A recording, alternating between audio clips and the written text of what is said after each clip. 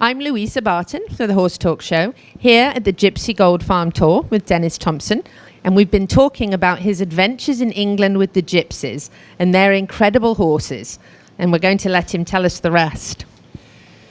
Well, we would trace the log's genetic history through 3 countries and discover that he was the highest priced colt in all of Great Britain, and I think it was 1992. Roy Evans paid 7,000 pounds for him. That's $12,500 for a horse nobody's ever heard of. It's not recognized as a breed. So it was, a phenomenal thing, really. But it took 2 years to buy the log. The log remained one of the top 3 stallions we ever found in that 4 years of searching. At the time, again, we had 700 animals, and over the first 2 years, we understood what the breed was and was not, and found homes for Cindy found homes for 700 animals, and we transferred that investment into the next 2 years and bought 2 out of 3 of the best stallions we ever found at 14 mares. 11 of the 14 mares are daughters of the best 3 stallions we ever found, and 2 are granddaughters of one of the breed's greatest sires called the lob-eared horse. He'd lob his ear to the side when he looked at you. Famous stallion even to this day. But the log, he looked like a log. Yeah, I hadn't heard from Roy Evans for 25 years. I hadn't talked to him. I sent, you only deal in cash when you buy something from travelers, and so I sent thousands of dollars in cash to Phil Ball, the manager of the Shire Center, and I didn't know him all that well, but I took a chance. And Phil took the money to Roy Evans, and Roy handed him the lead, and he had tears in his eyes, and he said Kushtibach. And that same year, we got a Christmas card from a gypsy couple, and they don't read and write, most of them. And so we were surprised to get a card, and all it said was Kushtibach. That means good luck in their language. So we thought that's the perfect name for the first of a breed. So the log became GV00001, the first selectively bred horse in the world raised by British gypsies ever to be recognized as a breed, and the first Gypsy Vanner horse stallion in North America. Easter Sunday, 1997. I hadn't heard from Roy Evans in 25 years. In February of 2020, I get a message on Facebook from a man named Billy Evans. He said, I'm looking for a horse called the Log. He said, I've been looking for 2 months. He said, by any chance do you have him? I said, he's buried on my farm. He said, my granddad is Roy Evans. And he said he talks about the log a lot. And he said, I wanted to find him for him, He said his picture, my granddad has the log's picture over his fireplace, and he's requested to be buried with it. Yeah, 25 years later. It's crazy. And so he gave me Roy's phone number, and I called Roy, and we had a nice visit and everything. And the man that owned the log. The first 2 got here November 24th, 1996. Their names were Bat and Dolly, and they flew into Newburgh, New York. The last the last battle of the Revolutionary War. George Washington sent Thomas Jefferson to Newburgh, New York, to attack a rampart. Rampart's red glare. 50 British soldiers were there. George Washington sent Thomas Jefferson with 400 men. Couldn't lose. But that was the last battle of the Revolutionary War. But anyway, that's where the United States USDA quarantine station is. And Cindy and I were excited that Bat and Dolly were, the first 2 in America. So we went to Newburgh and to pick them up. And I tell people we bubble wrapped them. We bought blankets that were very, very thick, and we put hoods over their head and everything. If we got in an accident, they just bounce around a little bit, And they said at the quarantine station they'd never seen a horse dressed like that.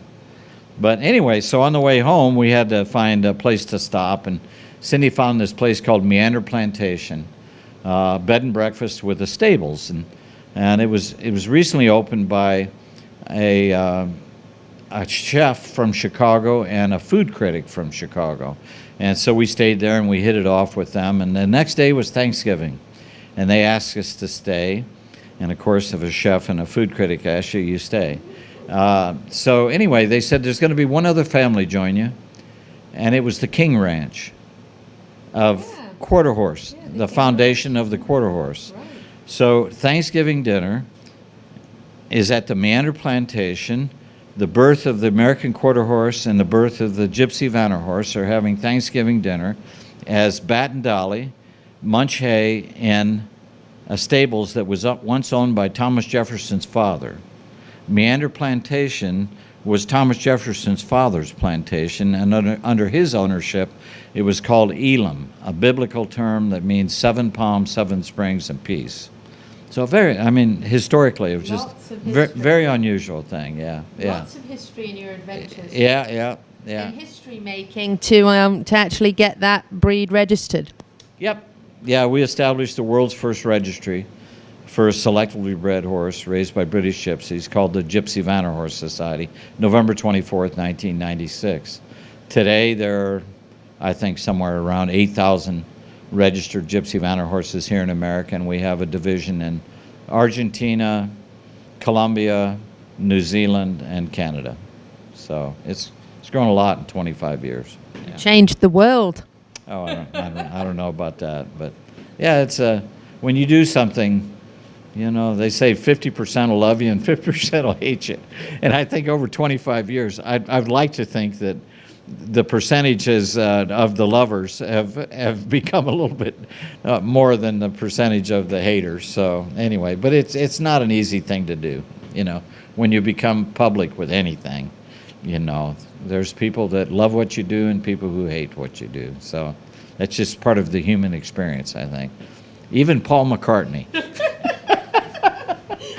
Yeah. Now here today. Who doesn't love Paul McCartney? You can find somebody who doesn't. You can bet on it. Yeah. Now here today in 2020, how many Gypsy Vanners do you have on the farm? I've only got about maybe 25 or 30 right now. Yeah, we have. Oh, is that all? Yeah, that's all.